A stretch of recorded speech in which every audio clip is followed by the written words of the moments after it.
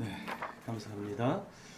우리 오 집사님도 이번 주에 이제 또 미국에 다녀오게 되는데 제가 깜빡했습니다. 잘 또 다녀오시고 우리 또 삼남매 만나서 또 하나님이 간섭하시고 그들의 마음을 위로하는 그런 만남이 될 수 있도록 그렇게 제가 또 잊지 않고 우리 함께 기도하도록 하겠습니다. 그리고 우리 아버지 조순행 집사님은 지금 퇴원한 지 지금 2주째 됐죠. 그래서 지금 회복 중에 있는데 여러분 기억나실 때 또 건강의 회복을 위해서 기도해 주시면 감사하겠습니다. 오늘 율법의 완성자라는 제목으로 함께 은혜를 나눌까 하는데요. 많은 사람들이 예수님이 오셨고 그래서 이제 율법의 시대는 지났다. 은혜의 시대가 도래했기 때문에 이제 더 이상 율법이 우리를 얽어매지 못한다. 맞습니다. 왜냐하면 갈라디아서 말씀해 보면 바울 사도가 분명히 날과 달과 절기를 더 이상 지키지 말라 이렇게 말씀했습니다. 그리고 그 갈라디아서 교회 성도들이 뭐라고 그랬냐면 여전히 구약에 매여서 유대교에서 기독교로 개종한 그 유대인들이 이방인 중에서 이렇게 그리스도 안으로 들어온 기독교인들을 향해서 너희가 예수 믿는 것만으로는 부족하다. 그래서 뭐를 강요했냐면 할례를 강조했습니다. 할례를 강조해가지고 많은 사람들이 헷갈려 했죠. 예수를 믿지만 그것만으로는 안 되는가? 율법도 지켜야 하는가? 그래서 많이 헷갈려 했습니다. 그래서 갈라디아서 3장에 보면 바울 사도가 분명하게 얘기합니다. 왜 초등학문으로 돌아가려 하느냐? 그러니까 왜 더 낮은 학문으로 돌아가려고 하느냐? 너희가 성령으로 시작했다가 육체로 마치려 하느냐? 이렇게 반문하면서 오직 믿음으로 구원을 받는다라고 강력하게 주장했습니다. 그러한 주장 때문에 많은 사람들이 그러면 율법을 지킬 필요가 없구나 이렇게 잘못 착각하는 경우들이 있습니다. 그런데 오늘 예수님께서는 직접 왜 예수님이 오셨는지 그리고 예수님과 율법은 어떠한 관계가 있는지 그러면 우리는 은혜의 시대를 살아가고 있고 우리는 율법을 지키지 못했잖아요. 그럼에도 불구하고 우리가 예수 안에서 살아간다고 하는 것은 그런 구약에 우리에게 말씀하셨던 모세의 율법과 우리와 현재를 살아가는 그리스도인과의 삶의 이 관계는 어떻게 된 것인지 많이들 헷갈려 합니다. 그래서 어떤 사람들은 도덕 폐기론자들이 있어요. 더 이상 우리가 도덕이나 율법에 매일 필요가 전혀 없다. 오직 예수 그리스도의 십자가의 은혜를 붙잡으면 우리는 구원함을 받는다. 맞죠? 맞습니다. 그러나 예수의 십자가의 은혜를 통해서 구원받은 사람들은 어떻게 살아야 합니까? 오늘 우리 5장 읽었잖아요. 5장 20절에 다시 한번 읽어보겠습니다. 5장 20절 시작. 내가 너희에게 이르노니 너희 의가 서기관과 바리새인보다 더 낫지 못하면 결코 천국에 들어가지 못하리라. 여러분 서기관과 바리새인들을 예수님께서는 대단히 경멸하셨습니다. 세례 요한도 마찬가지로 세례를 받으러 나오는 그 서기관 바리새인들을 향해서 뭐라고 그랬냐면 예수님과 거의 동일하게 이야기를 했죠. 독사의 새끼들이라고 그랬습니다. 성경에 욕이 별로 나오지 않는데 이 바리새인과 서기관들을 향해서 세례 요한이 독사의 새끼들이라 그랬고 예수님도 성전에 들어가셔서 성전에서 장사하는 자들을 향해서 뭐라고 그랬냐면 이 독사의 새끼들이라고 그랬습니다. 하나님 아버지의 집을 도둑의 구렬로 만들었다 이렇게 예수님께서는 아주 노하셨습니다. 그런데 그 예수님께서 지금 뭐라고 말씀하시냐면 내가 너희에게 이른다. 여기서 너희는 누구냐면 바로 예수 그리스도의 제자들이고 지금 이 산상수훈 예수님이 말씀하시는 말씀을 듣고 있는 사람들에게 하시는 말씀입니다. 그 사람들에게 너희의 의가 여기서 의는 바른 것, 열심 이런 것으로 해석할 수 있는데 너희의 어떤 천국에 대한 열심이 서기관이나 바리새인보다 못하다면 더 낫지 못하다면 결코 천국에 들어갈 수 없다 이렇게 말씀하세요. 분명히 바리새인과 서기관들을 아주 외식하는 자들, 겉과 속이 다른 자들이라고 여겨서 그들을 향해서 엄청나게 저주를 퍼부으셨던 예수님께서도 그들의 이 의에 대한 열심에 대해서는 인정하는 것입니다. 여러분 그들이 어떻게 했습니까? 누가복음 18장에 보면 잘 나오잖아요. 바리새인이 기도합니다. 어떻게 기도합니까? 자기가 어떻게 살고 있는지를 자랑하면서 골목 어귀에서 기도합니다. 우리 누가복음 18장 한번 찾아볼까요?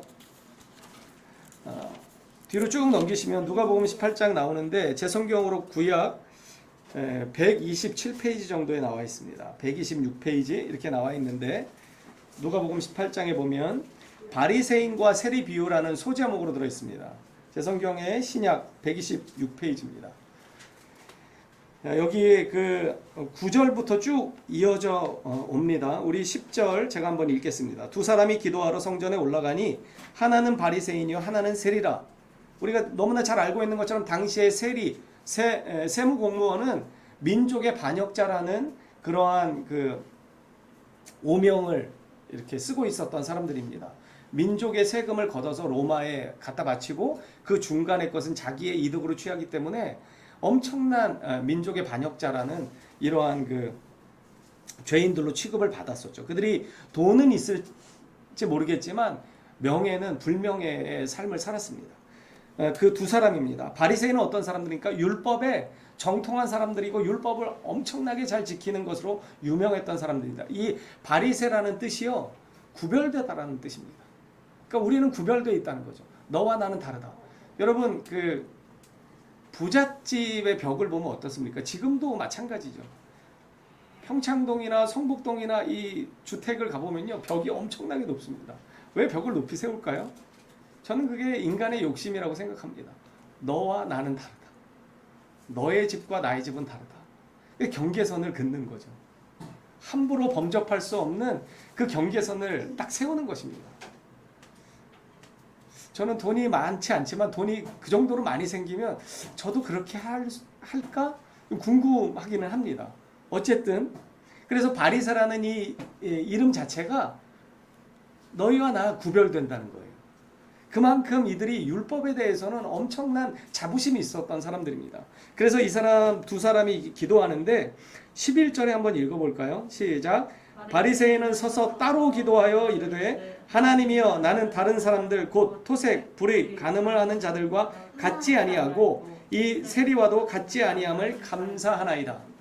여러분 기도를 하는데요. 어떻게 지금 이야기해요? 하나님 앞에. 그리고 여기 11절 시작하면서 이렇게 합니다. 바리새인은 서서 따로 기도합니다. 보통 기도할 때 어떻게 하죠? 우리가 성전에 나가서 기도할 때는 무릎을 꿇고 기도합니다. 앉아서 기도하고 여러분 심령이 가난한 자들은요 온전히 무릎을 꿇고 납작 엎드립니다. 심령이 정말 가난해지면은요 정말 납작 엎드려요. 그런데 이 바리새인은 어떻게 하냐면요 서 있습니다. 서 가지고 따로 이렇게 구별되어 있어요. 그리고 기도하는 거예요. 그러면서 뭐라고 기도하냐면 자기 자랑을 합니다. 나는 다른 사람들과 같지 아니함을 감사하나이다. 지금 이 중간의 부분은 이제 삽입절이라고 할 수 있잖아요. 그래서 주어만 따지면 나는 다른 사람들과 같지 아니함을 감사하나이다. 이렇게 그냥 해석할 수 있거든요. 그러니까 지금 바리새인의 기도는요. 기도라기보다는 자랑질이에요. 나는 다른 사람과 같지 않다는 것 너무나 감사합니다. 이렇게 기도합니다. 그러면서 12절도 한번 읽어볼게요. 시작. 나는 일에 2번씩 금식하고 드리나이다. 자 여기 누가복음 18장 그 12절 우리가 읽었는데 일에 2번씩 금식합니다. 그러니까 일주일에 2번씩 금식하는 거예요. 물론 그 이사야서에 보면 금식은 하나님의 멍에를 푸는 것이라고 했습니다. 그런데 이 사람들이 이런 식의 금식은요 하나님이 받지 않으신다고 그랬어요. 왜냐하면 이건 교만한 마음으로부터 시작된 금식입니다. 이것은 하나님 앞에 가난한 마음을 가졌기 때문에 나의 죄를 돌아보기 위해서 금식하는 게 아니라 하나님 앞에 그 의의를 드러내기 위해서 금식하는 것입니다. 그러면서 11조를 자랑합니다. 소득의 11조를 드리나이다. 그런데 13절 우리 한번 읽어보겠습니다. 시작. 세리는 멀리 서서 감히 눈을 들어 하늘을 쳐다보지도 못하고 다만 가슴을 치며 이르되 하나님이여 불쌍히 여겨소서 나는 죄인으로소이다 하였느니라. 지금 두 사람의 기도를 비교합니다. 예수님이 이렇게 직접 말씀하시는데 두 사람의 기도를 비교해요. 바리새인의 기도 지금 어땠습니까? 나는 다른 사람과 다르다는 것을 지금 자랑하고 있습니다. 기도라기보다는 자랑입니다. 그리고 세리, 죄인이라고 오명이 아니죠. 죄인이라고 이렇게 널리 알려져 있고 많은 사람들에게 비판의 대상이 되었더니 세리는 어떻게 기도합니까? 감히 눈을 들어 하늘을 쳐다보지를 못합니다. 이게 바로 죄인의 자세죠. 여러분, 누군가에게 정말 엄청난 실수를 저질렀어요. 죄를 저질렀어요. 그러면요, 그 사람을 쳐다보기가 힘듭니다. 그래서 마음에 찔리는 사람들 있잖아요. 뭔가 캥기는 사람들은요, 여러분, 성도들도 마찬가지입니다. 목사는 절대 하나님과 비교할 수 있는 대상이 아니지만 그럼에도 불구하고 하나님께서 영적인 리더로 세우셨기 때문에 성도들이요, 자신들이 뭐가 찔리는 게 있잖아요. 그러면 목사의 눈을 이렇게 마주치지 않습니다. 피해요. 이렇게 피해요. 그런 것입니다. 지금 세리는 그런 거예요. 자신의 죄를 깊이 깨닫고 자신의 삶의 태도나 이걸 돌아보니까 감히 거룩하신 하나님이 계신 존전 하늘을 향해 올려다 보지를 못하는 겁니다. 이게 심령이 가난한 자의 자세예요. 지금은 저를 보셔야 됩니다. 지금은 저를 보세요.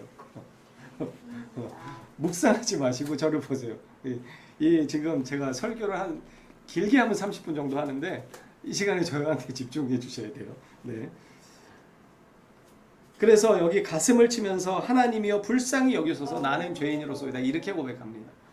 이게 진짜 기도죠. 여러분, 누가 구원을 받았는지 궁금하십니까? 자, 14절 함께 읽겠습니다. 14절 시작. 내가 너희에게 이르노니 이에 저 바리새인이 아니고 이 사람이 의롭다 하심을 받고 그의 집으로 내려갔느니라. 아멘. 누가 의롭다함을 받았다고요? 여기 분명하게 예수님께서 이렇게 딱 지적하십니다. 저 바리새인이 아니고 이 사람 세리가 의롭다함을 받았다는 거예요. 의롭다함을 받았다는 게 뭡니까? 이신칭의입니다. 이신칭의. 믿음으로 의롭다함을 받았다는 거예요. 바로 이 세리가 그렇다는 거예요. 내가 죄인입니다. 하나님, 저를 불쌍히 여겨주세요. 제가 어떻게 하나님 앞에 내세울 게 뭐가 있겠습니까? 그렇게 고백하는 이 세리의 기도를 하나님이 기뻐 받으시고 이 세리를 네가 의롭다, 너는 죄인인 것을 알기 때문에 내가 너를 용서해 주겠다 말씀하셨다는 거예요.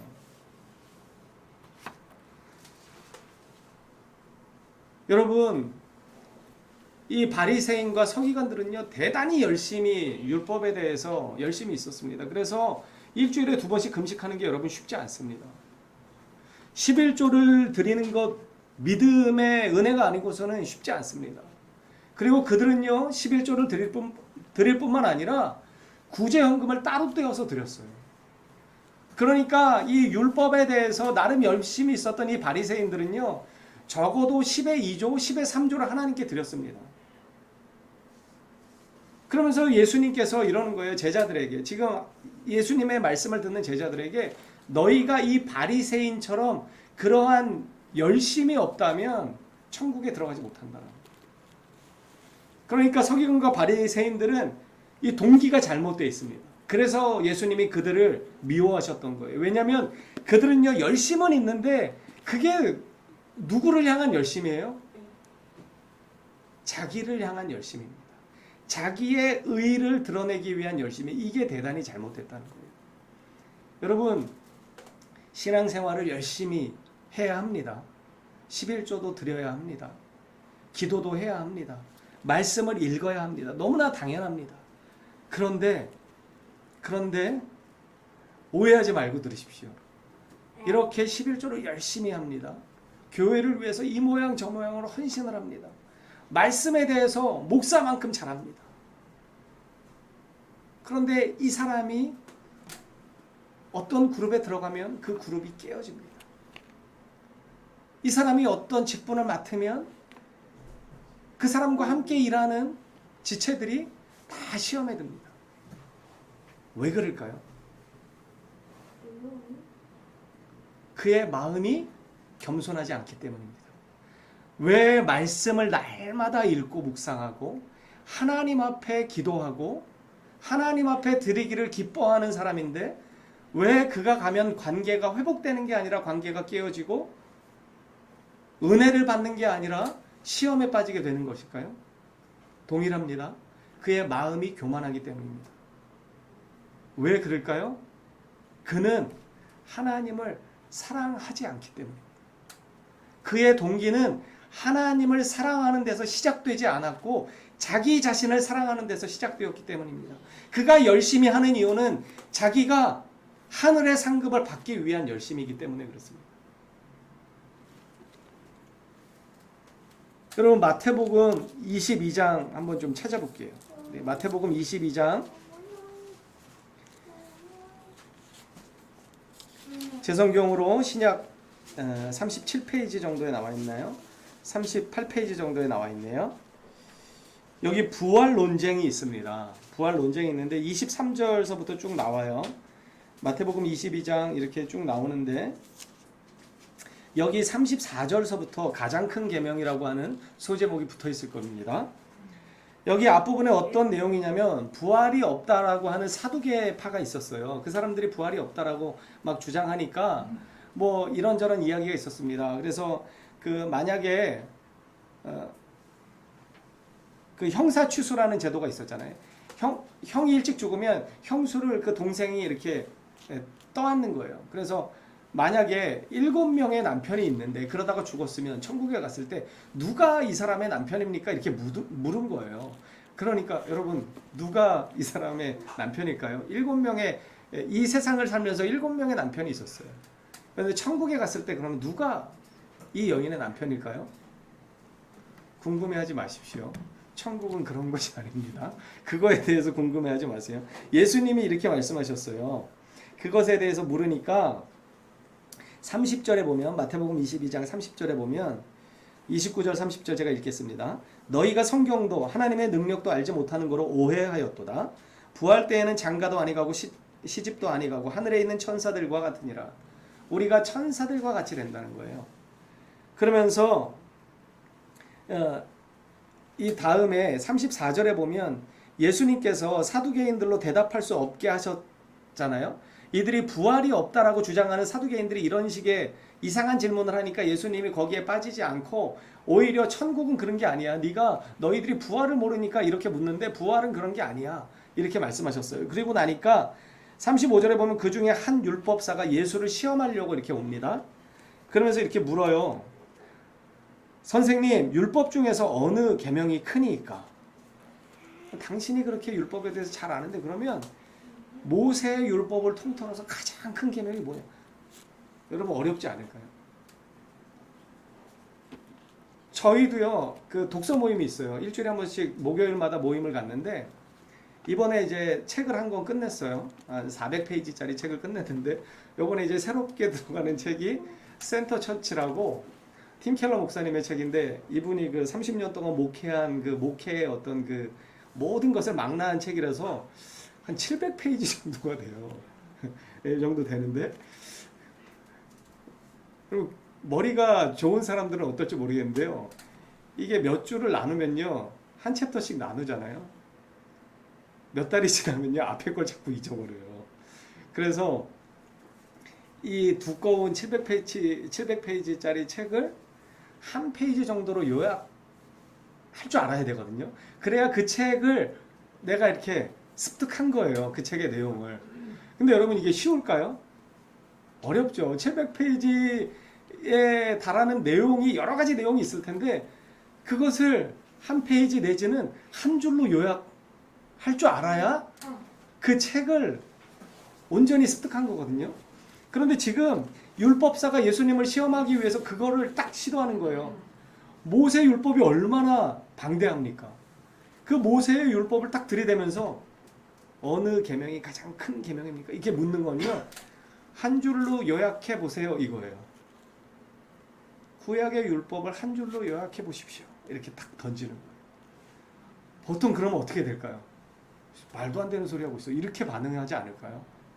어떻게 구약 모세의 율법을 어떻게 한 줄로 요약해? 이렇게 나와야지 정상이잖아요. 그런데 우리 예수님은 말씀이 육신이 되어서 이 땅 가운데 오신 하나님이신 우리 예수님은 이렇게 말씀하셨습니다. 우리 37절 함께 읽겠습니다. 시작. 예수께서 이르시되 내 마음을 다하고 목숨을 다하고 뜻을 다하여 주 너의 하나님을 사랑하라 하셨으니, 여러분 한마디로 딱 한 문장으로 예수님이 이 구약의 모든 율법을 딱 꿰뚫으시는 거예요. 뭐예요? 하나님을 사랑하라. 여러분 이게 왜 이 율법사의 질문에 대한 답이 되는지 아십니까? 이 율법사는요 말 그대로 율법에 능통한 자예요. 그리고 바리새인과 서기관들도 마찬가지입니다. 이 율법에 대해서는 자부하는 사람들이에요. 그래서 그 율법을 지킬 뿐만 아니라 그 율법이 범하는 한도를 넘어서까지 지키는 거예요. 율법에 일주일에 2번씩 금식하라고 하지 않았어요. 그런데 그들은 그걸 지켜 행하면서 스스로를 높이는 거예요. 나는 이런 사람이야. 나는 너희들과 다른 사람이야. 마치 부자들이 자기의 그 집 벽을 높이 쌓으면서 나는 너희들과 다른 사람들이야. 함부로 날 건드리지 마. 나 함부로 무시하지 마. 알아서 모셔. 이런 것처럼 이 바리새인들과 서기관들은요 그런 거예요. 우리가 율법에 대해서 이런 사람들이야. 그런 높은 마음을 가지고 있었던 사람들입니다. 율법을 사랑하는 것 같지만, 하나님을 사랑하는 것 같지만 그 안에는 하나님을 사랑하는 마음이 전혀 배제되어 있던 거예요. 그렇기 때문에 예수님께서 이 율법사의 심중을 꿰뚫는 말씀을 하시는 거예요. 너희들이 그렇게 율법을 잘 알아? 그렇게 율법에 목숨 걸고 그렇게 율법을 잘 지켜? 그런데 너희 안에는 가장 중요한 이 하나님의 계명을 이해하지도 못했어. 그 계명이 뭐야? 마음을 다하고 목숨을 다하고 뜻을 다하여 주 너의 하나님을 사랑하라는 거죠. 그런데 그들은 한 번도 주님을 그렇게 사랑해 본 적이 없는 거예요. 그저 자기 자신만을 사랑했던 거죠. 여러분 하나님을 사랑하는 사람은 어떻습니까? 그 동기가 다른 거예요. 율법을 지키지만 율법을 왜 지킵니까? 하나님을 너무 사랑하기 때문에 하나님이 나를 살리기 위해서 주신 거룩한 율법을 지키기 위해서 애쓰는 거예요. 지킨 것으로 그냥 감사하는 거예요. 주님 오늘 이 하루도 주님의 말씀 앞에 설 수 있게 하심에 감사하는 거예요.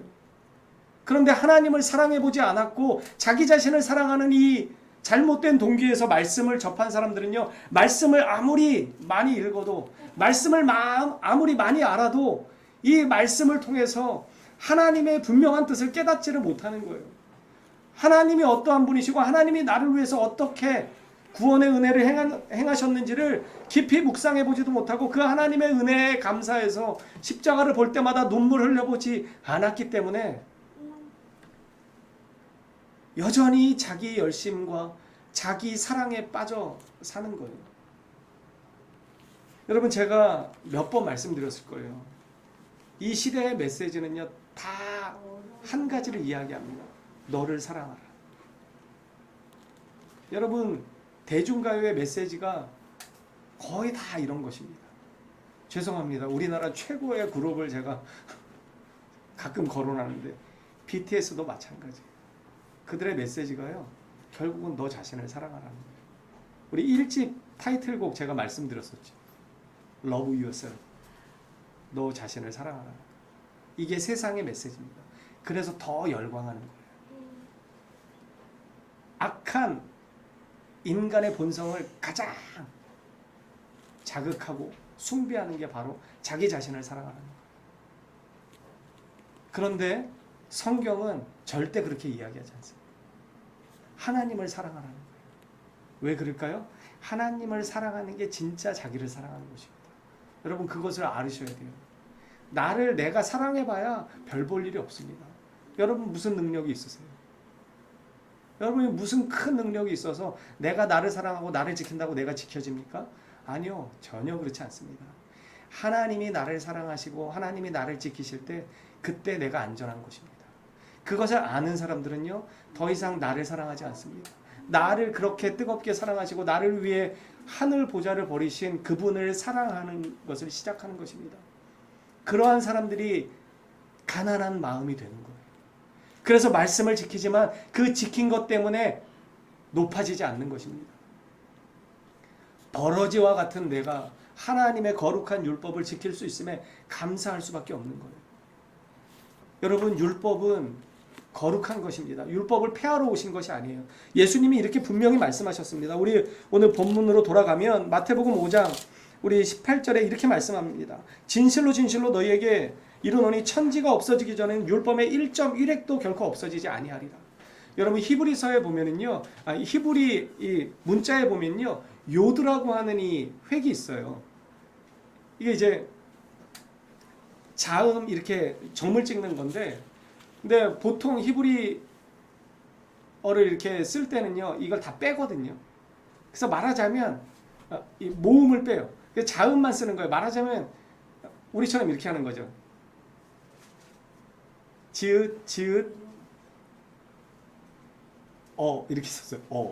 지읒 지읒 이게 무슨 뜻일까요?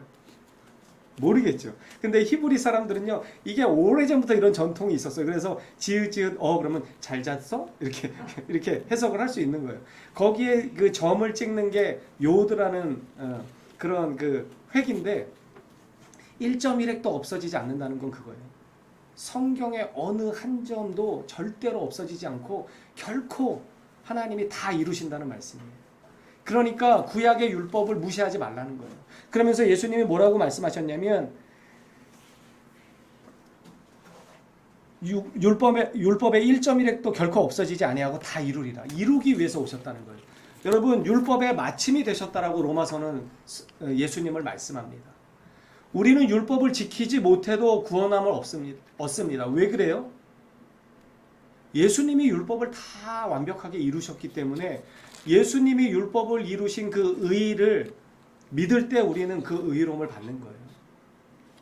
여러분 분명히 성경은 이야기합니다. 첫 번째 아담이 실패했어요. 첫 번째 아담이 실패했습니다. 첫 번째 아담이 에덴 동산에서 완전히 실패했어요.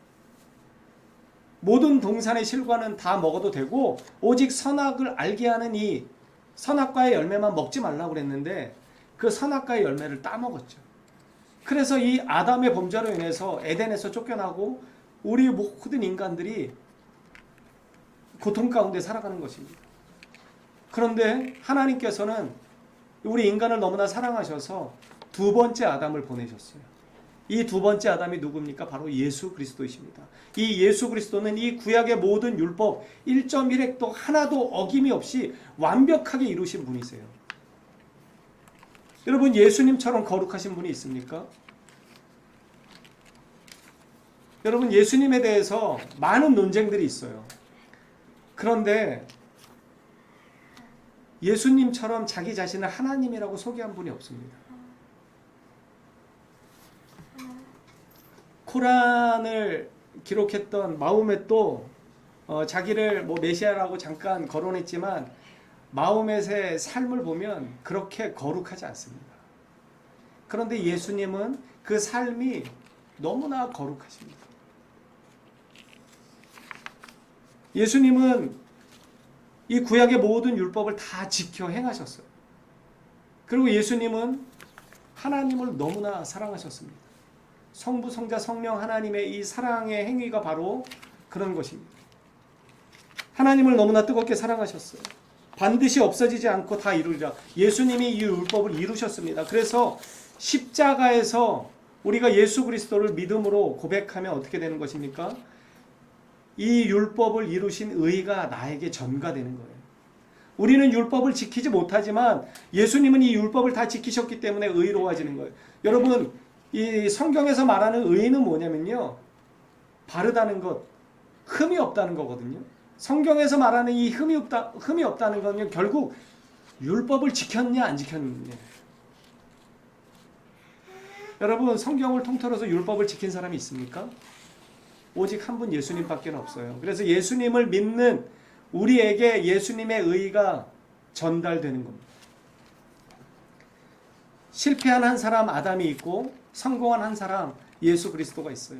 예수님께서 지금 우리에게 말씀하시는 겁니다. 내가 율법을 폐하러 오지 않았다.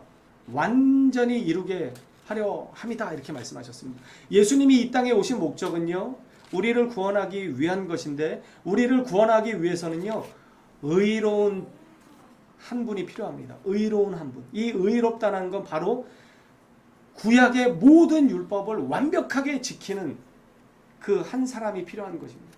그것을 예수님이 하신 거예요. 자, 그러면서 이 계명 중에 지극히 작은 것 하나라도 버리면 천국에서 지극히 작은 자라는 거예요. 그리고 뒤에 뭐라고 말씀하셨어요? 버리지 않고 그 말씀대로 어떻게 하라고 그랬죠? 여기 보면 이렇게 되어 있습니다. 여러분 여기 19절에 한번 보십시오. 19절에 보면 이 계명 중에 지극히 작은 거 하나라도 버리고 또 그같이 사람을 가르치는 자는 천국에서 지극히 작다 일컬음을 받을 것이고 누구든지 이를 행하며 가르치는 자는 천국에서 크다 일컬음을 받는데요. 여기 여러분 우리가 유심히 눈여겨봐야 하는 게 바로 이것입니다. 행하며 가르치는 자. 많은 도덕률 폐기론자들이요, 은혜의 시대를 살아가기 때문에 이제는 더 이상 우리에게 율법이 필요 없다 이렇게 이야기하는데 예수님은 그렇게 말씀하시지 않으셨어요. 너희들이 율법을 행하면서 가르칠 때 천국에서 큰 자라 일컬음을 받는다는 거예요. 그러면서 20절의 말씀이 그거잖아요.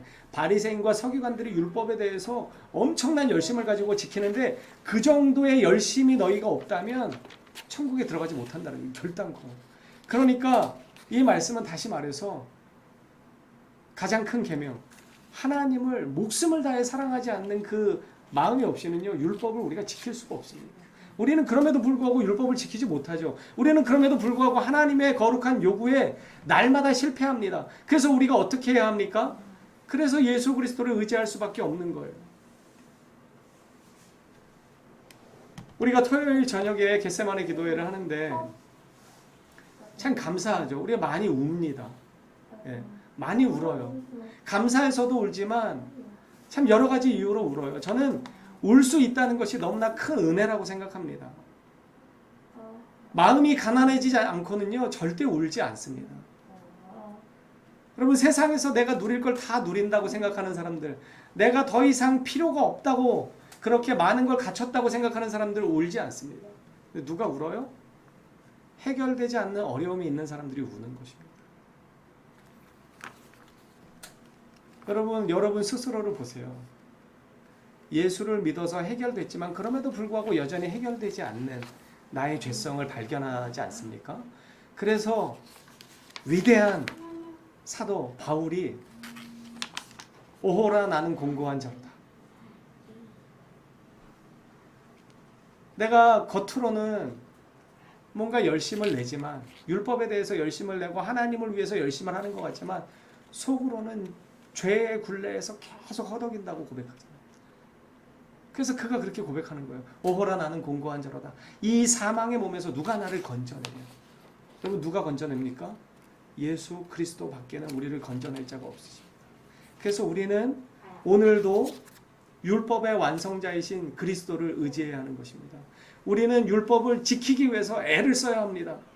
우리는 은혜의 시대를 살아가기 때문에 거룩의 율법을 지킬 필요가 없지만, 이 모세의 율법을 지킬 필요가 없지만 여러분 은혜의 시대를 살아가는 우리에게는 더 거룩한 요구가 요구되었어요. 우리가 나중에 나누겠지만 뒤에 보면 10계명 중에 6째 계명과 7째 계명을 거론합니다.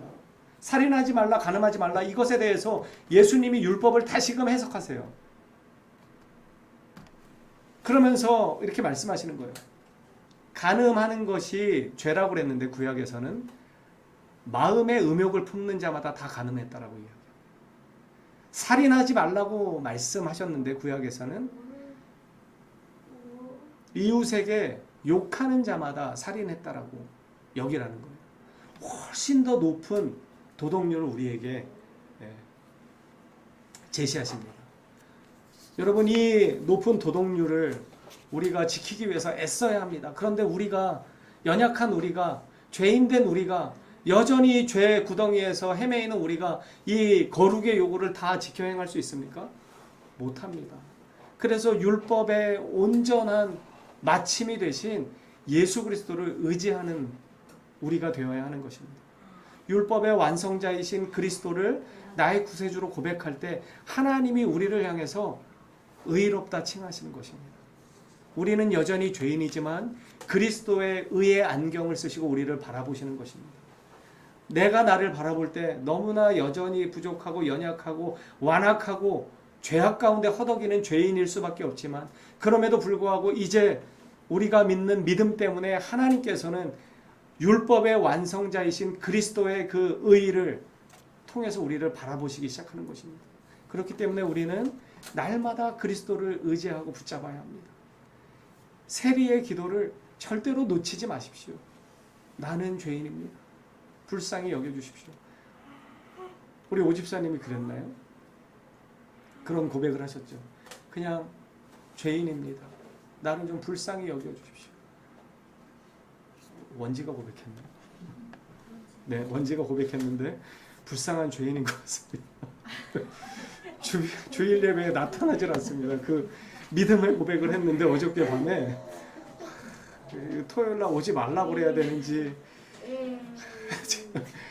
네, 어쨌든 우리의 이 연약함 때문에 우리는 완전하신 예수님을 의지하고 그 주님만 붙잡고 살아가는 우리 모두가 되기를 주님의 이름으로 축복합니다.